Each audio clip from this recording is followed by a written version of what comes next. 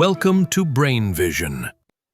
Okay, so this question is fairly open-ended, actually.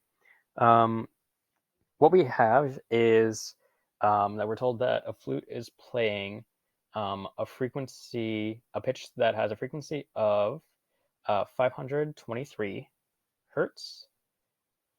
Um, and we're actually going to call it F1 because that's the fundamental.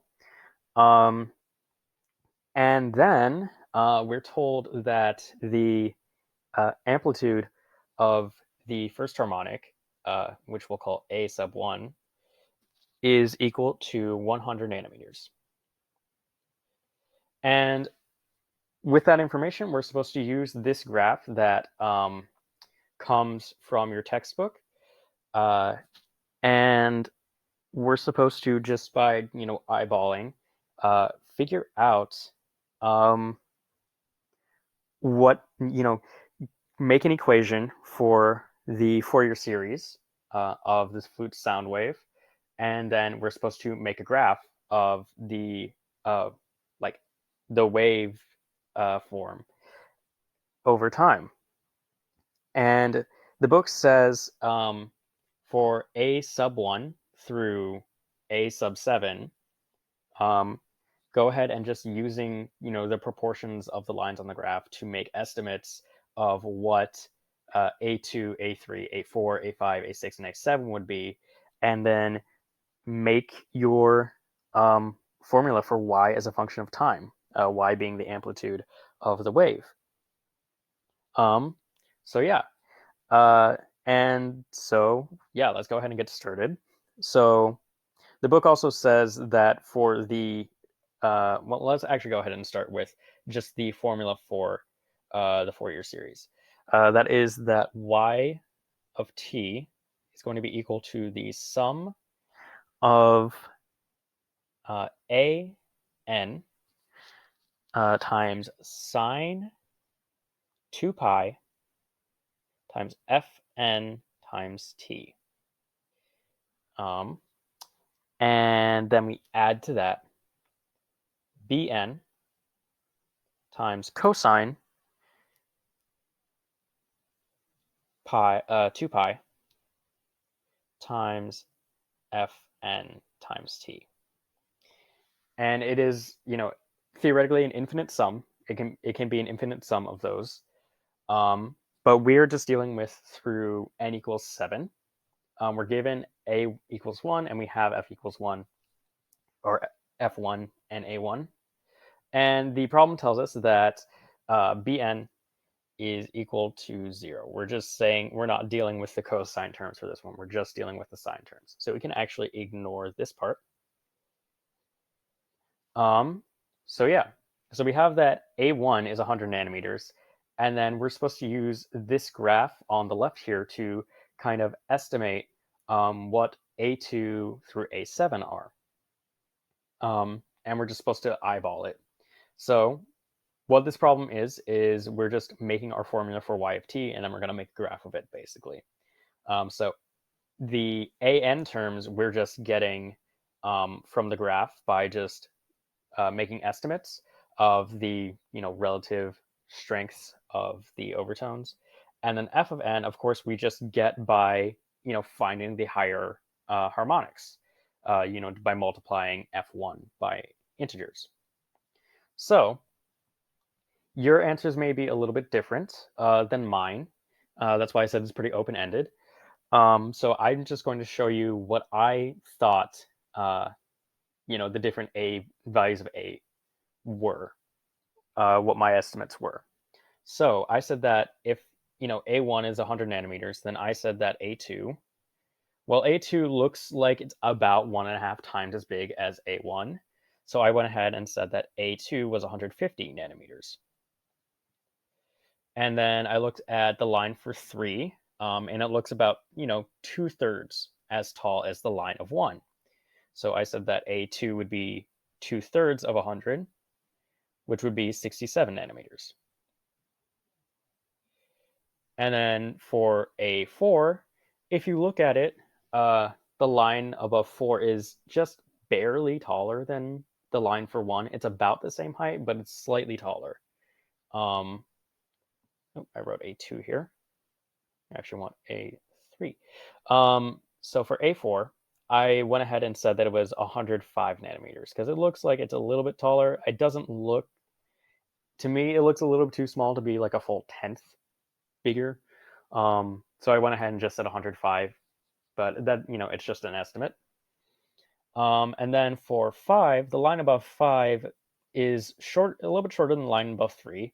If you kind of eyeball it over to the length of 1, it's about halfway. It's pretty close to halfway. So I went ahead and said that A5 was half of A1, making it 50 nanometers.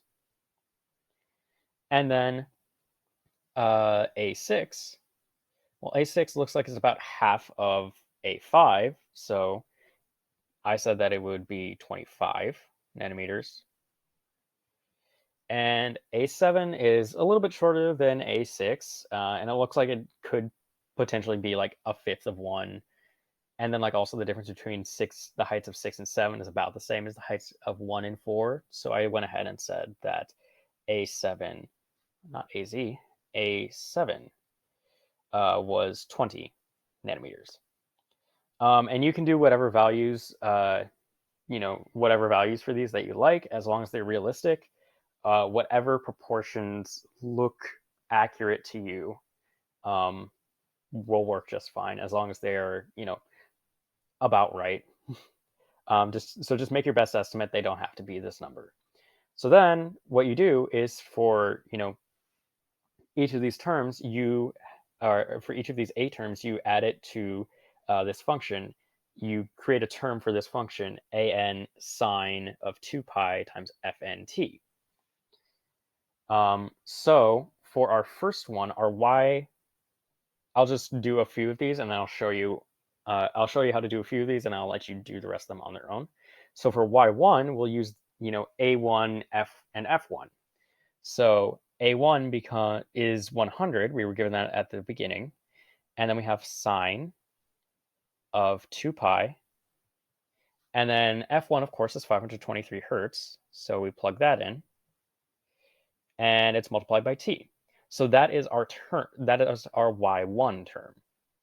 So then for a y2 term, we use a2 and f2. So y2, I wrote down that a2 was 150. So we say y2 is equal to 150 times sine times 2 pi. And then now we have f2. F2 is just, the next harmonic above the fundamental. So it's just 2 times the fundamental.